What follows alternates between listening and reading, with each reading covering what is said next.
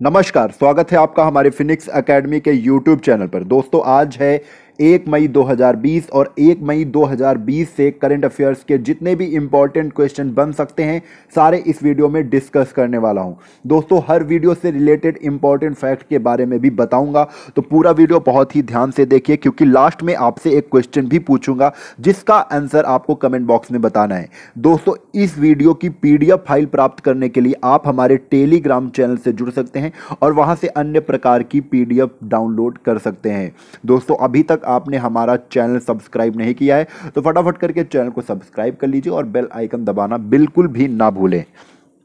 तो दोस्तों, शुरू करते हैं।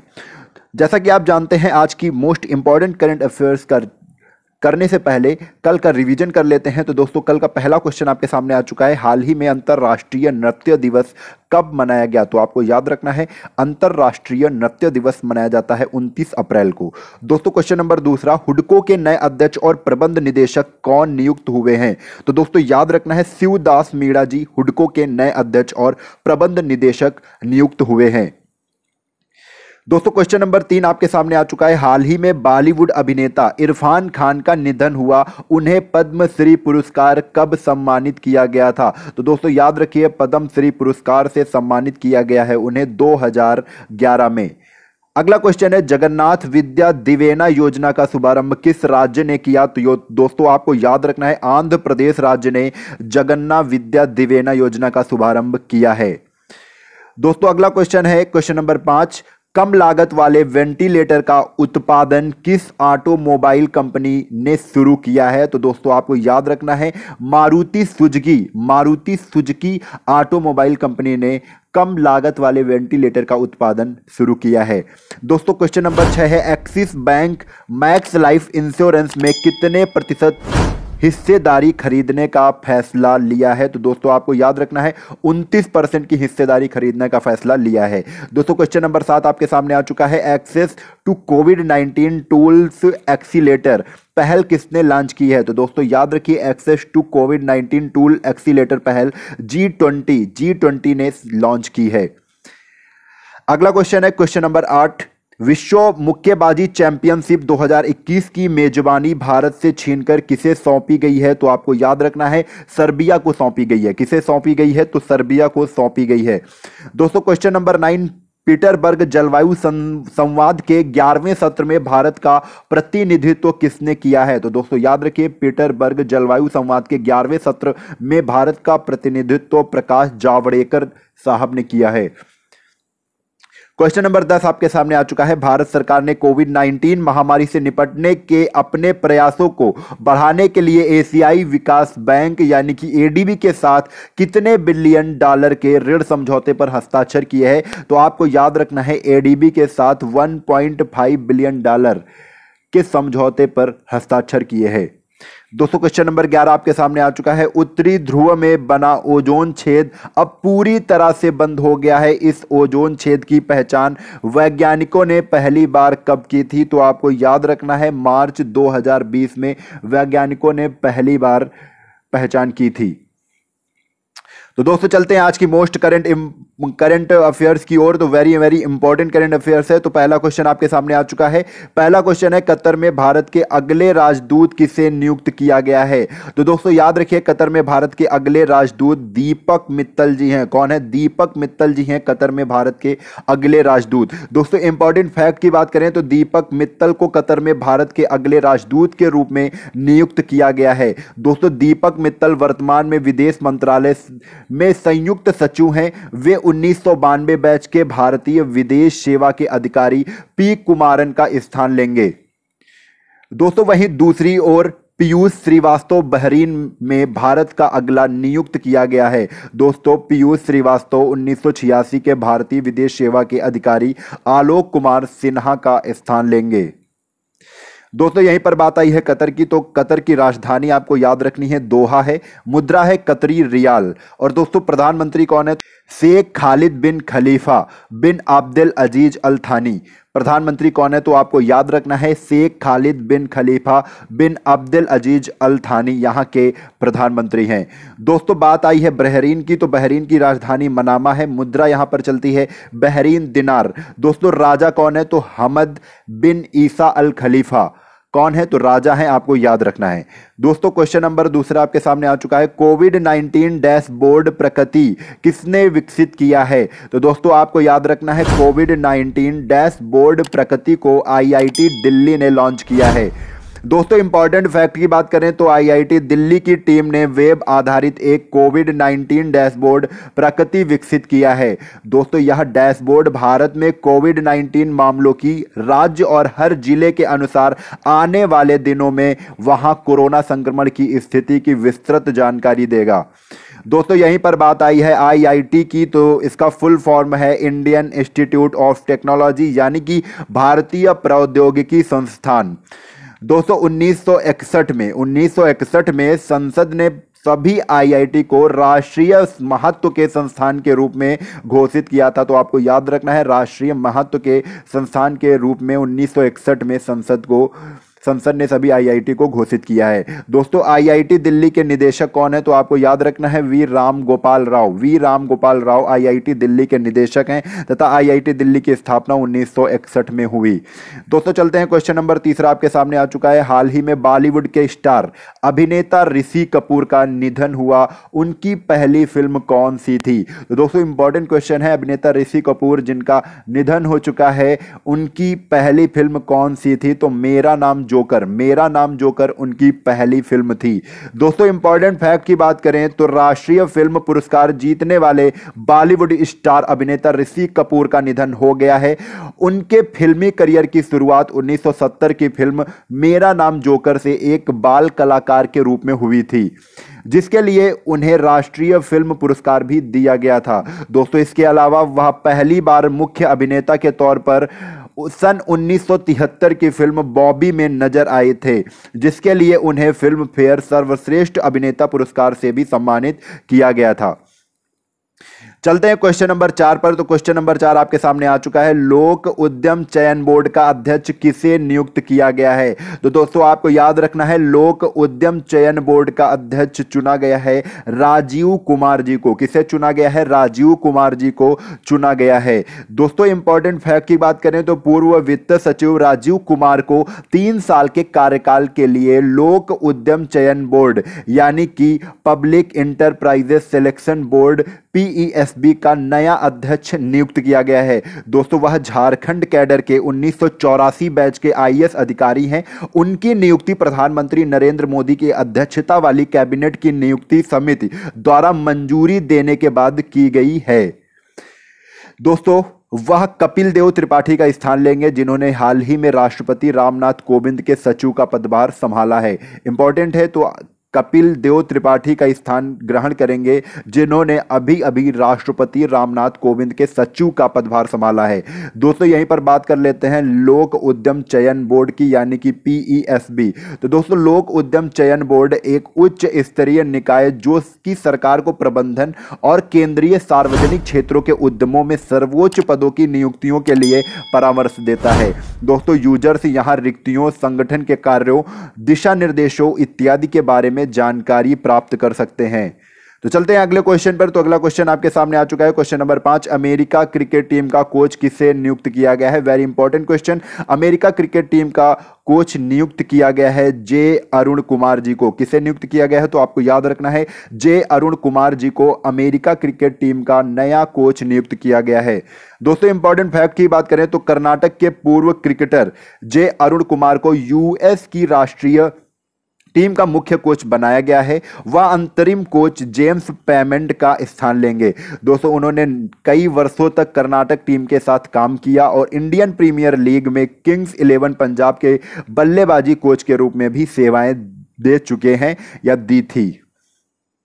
दोस्तों यूएस क्रिकेट की बात हुई है तो मुख्यालय आपको याद रखना है कोलोराडो, संयुक्त राज्य अमेरिका, जो कि यूएस में पड़ता है, कोलोराडो। ठीक है, तो मुख्यालय वहां पर है। तो अध्यक्ष कौन है? तो पराग मराठे। कौन है? पराग मराठे जी अध्यक्ष हैं और मुख्य कार्यकारी अधिकारी यानी सीईओ की बात करें तो इयान हिंगी जी हैं मुख्य कार्यकारी अधिकारी। चलिए क्वेश्चन नंबर 6 की ओर चलते हैं। तो दोस्तों क्वेश्चन नंबर 6 है, आईसीसी ने दीपक अग्रवाल को क्रिकेट टीम की सभी गतिविधियों से कितने साल के लिए बैन कर दिया है? तो दोस्तों आईसीसी ने दीपक अग्रवाल को क्रिकेट टीम की सभी गतिविधियों से 2 साल के लिए, कितने साल के लिए आपको याद रखना है? 2 साल के लिए बैन कर दिया है। दोस्तों इंपॉर्टेंट फैक्ट की बात करें तो अंतरराष्ट्रीय क्रिकेट परिषद द्वारा दीपक अग्रवाल पर 2 साल के लिए क्रिकेट से संबंधित किसी भी गतिविधियों में हिस्सा लेने पर बैन लगा दिया है। दोस्तों आईसीसी द्वारा उन पर यह प्रतिबंध आईसीसी एंटी करप्शन कोड का उल्लंघन करने के आरोप को स्वीकार करने के बाद लगाया गया है। दोस्तों दीपक अग्रवाल 2018 T10 क्रिकेट लीग में सिंधी फ्रेंचाइजी के टीम मालिकों में से एक थे। यहीं पर बात कर लेते हैं आईसीसी की। तो आईसीसी का फुल फॉर्म क्या है? तो इंटरनेशनल क्रिकेट काउंसिल। दोस्तों अंतरराष्ट्रीय क्रिकेट परिषद कहते हैं। विश्व में क्रिकेट आईसीसी रेगुलेट करता है। तो आपको याद रखना है विश्व में क्रिकेट को कौन रेगुलेट करता है? तो आईसीसी ही रेगुलेट करता है। दोस्तों स्थापना 15 जून 1909 में, मुख्यालय है दुबई, संयुक्त अरब अमीरात में। दोस्तों सीईओ की बात करें तो मनु साहनी जी हैं सीईओ और अध्यक्ष हैं शशांक मनोहर जी। कौन है? शशांक मनोहर जी अध्यक्ष हैं। मोटो क्या है? Cricket for good.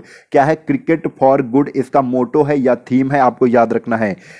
दोस्तों चलते हैं क्वेश्चन नंबर 7 पर। तो क्वेश्चन नंबर 7 है, संयुक्त राष्ट्र में भारत के अगले स्थायी प्रतिनिधि के रूप में किसे नियुक्त किया गया है? तो दोस्तों संयुक्त राष्ट्र में भारत के अगले स्थायी प्रतिनिधि के रूप में नियुक्त किया गया है टीएस तिरुमूर्ति को। किसे? टीएस तिरुमूर्ति को नियुक्त किया गया है संयुक्त राष्ट्र में भारत के अगले स्थायी प्रतिनिधि के रूप में। दोस्तों इंपॉर्टेंट फैक्ट की बात करें तो टीएस तिरुमूर्ति संयुक्त राष्ट्र में भारत के अगले स्थायी प्रतिनिधि होंगे।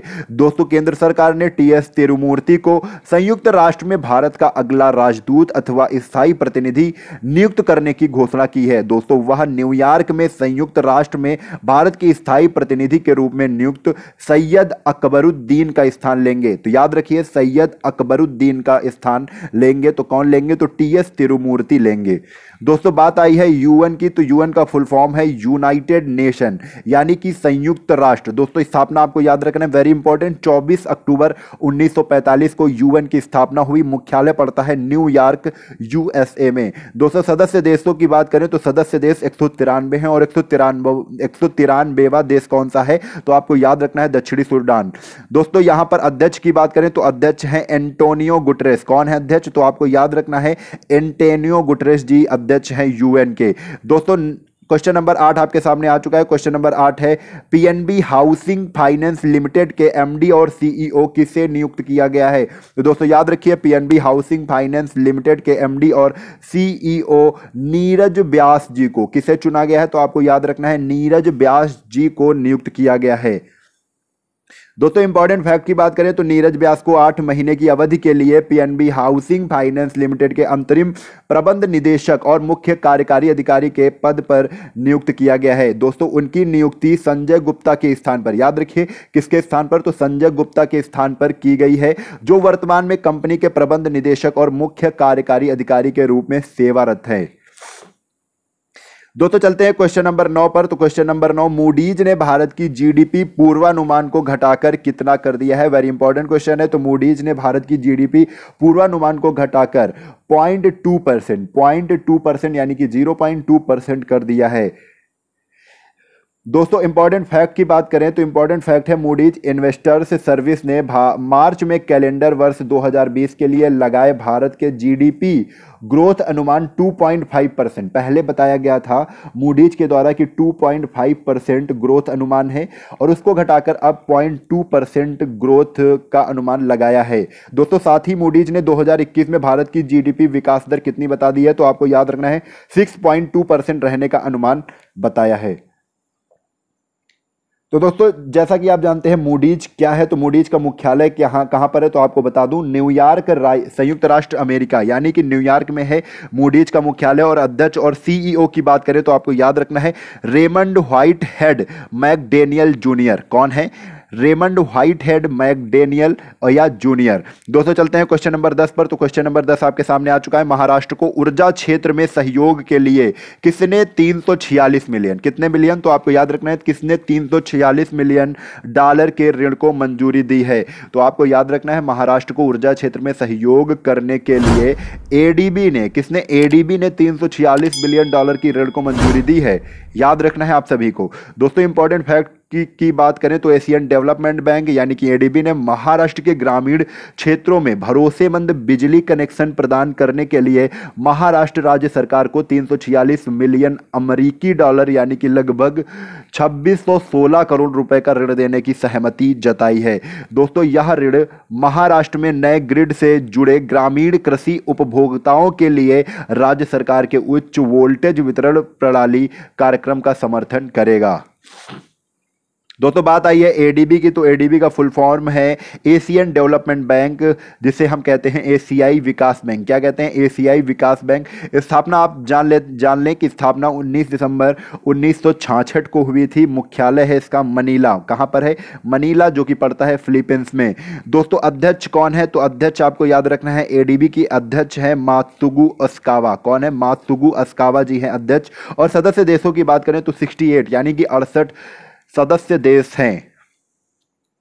चलते हैं क्वेश्चन नंबर 11। तो क्वेश्चन नंबर 11 आपके सामने आ चुका है। हाल ही में किस राज्य ने जीवन अमृत योजना शुरू की है? तो आपको याद रखना है कि जीवन अमृत योजना किस राज्य ने शुरू की है। तो आपको मैं बता दूं मध्य प्रदेश राज्य ने जीवन अमृत योजना शुरू की है।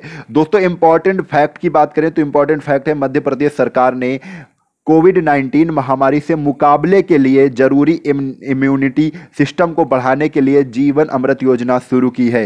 दोस्तों इस योजना के तहत राज्य सरकार लघु वनोपज संघ के सहयोग के राज्य के आयुष, आयुर्वेद, योग और प्राकृतिक चिकित्सा, यूनानी चिकित्सा, सिद्ध और होम्योपैथी चिकित्सा विभाग द्वारा तैयार किए गए विशेष त्रिकुट चूर्ण कौन कौन है? तो पीपल, अदरक, काली मिर्च के पैकेट कोरोना संक्रमण वाले क्षेत्रों में नागरिकों को निःशुल्क वितरित करेगी। दोस्तों साथ ही राज्य के 1 करोड़ लोगों को 50 ग्राम के इन पैकेटों को वितरित करने का लक्ष्य रखा गया है। दोस्तों बात आई है मध्य प्रदेश की, तो एक नज़र में मध्य प्रदेश को देख लेते हैं। राजधानी है भोपाल, मुख्यमंत्री हैं शिवराज सिंह चौहान जो भारतीय जनता पार्टी के हैं, गवर्नर हैं लालजी टंडन। कौन है गवर्नर? तो आपको याद रखना है लालजी टंडन है गवर्नर। मध्य प्रदेश के उच्च न्यायालय की बात करें तो दोस्तों जबलपुर में उच्च न्यायालय स्थित है और इसके मुख्य न्यायाधीश कौन है? तो अजय कुमार मित्तल जी। अजय कुमार मित्तल जी मध्य प्रदेश के उच्च न्यायालय के मुख्य न्यायाधीश हैं।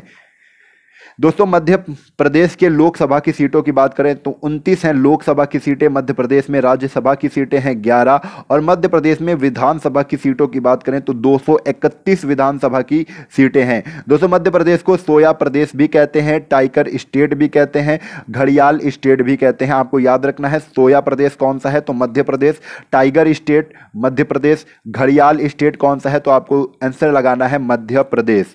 दोस्तों मध्य प्रदेश के कुछ इंपॉर्टेंट राष्ट्रीय उद्यान जैसे कि कान्हा राष्ट्रीय उद्यान, बांधवगढ़ राष्ट्रीय उद्यान, माधव राष्ट्रीय उद्यान, पन्ना राष्ट्रीय उद्यान, वन विहार राष्ट्रीय उद्यान, इंदिरा प्रियदर्शनी उद्यान, ये सारे उद्यान कहां पर हैं? तो आपको याद रखना है मध्य प्रदेश के अंदर ही हैं। दोस्तों यहीं पर 2 और बच गए हैं, संजय राष्ट्रीय उद्यान और मंडला प्लांट फोसिल, ये सारे उद्यान मध्य प्रदेश राज्य से संबंधित हैं। दोस्तों जैसा कि आप जानते हैं कल का पूछा गया सवाल था जीवन शक्ति योजना किस राज्य सरकार ने शुरू की है? तो दोस्तों जीवन शक्ति योजना किस राज्य सरकार ने शुरू की है, इसका क्वेश्चन आप लोगों को बताना था और सभी लोगों ने बिल्कुल सही उत्तर बताया है कि जीवन शक्ति योजना किस राज्य सरकार ने शुरू की है। तो मध्य प्रदेश राज्य सरकार ने जीवन शक्ति योजना शुरू की है। तो दोस्तों आज का सवाल जिसका आंसर आपको कमेंट बॉक्स में बताना है तो कौन सा है, तो आपको मैं बता दूं क्वेश्चन नंबर 13 आज का सवाल है जो कि आप लोगों को कमेंट बॉक्स में कमेंट करके ही बताना है। दोस्तों कोरोना वायरस के चलते पिच ब्लैक 2020 युद्ध अभ्यास को किसने रद्द कर दिया है? दोस्तों इंपॉर्टेंट क्वेश्चन है कि कोरोना वायरस के चलते पिच ब्लैक 2020 युद्ध अभ्यास को किसने रद्द कर दिया है? तो दोस्तों इसका आंसर आपको कमेंट बॉक्स में बताना है और आप बताया जरूर करें क्योंकि आप जो भी बताते हैं या लिखते हैं वो आपको हमेशा याद रहता है। दोस्तों अगर वीडियो आपको अच्छी लगी है तो वीडियो को ज़्यादा से ज़्यादा शेयर कर दो और बेल आइकन को दबा देना और उसके बाद सब्सक्राइब भी कर लेना अगर आप पहली बार हमारे चैनल पर विजिट कर रहे हैं तो दोस्तों फिर मिलते हैं इसी उत्साह और उमंग के साथ। तब तक के लिए जय हिंद, जय भारत और वंदे मातरम।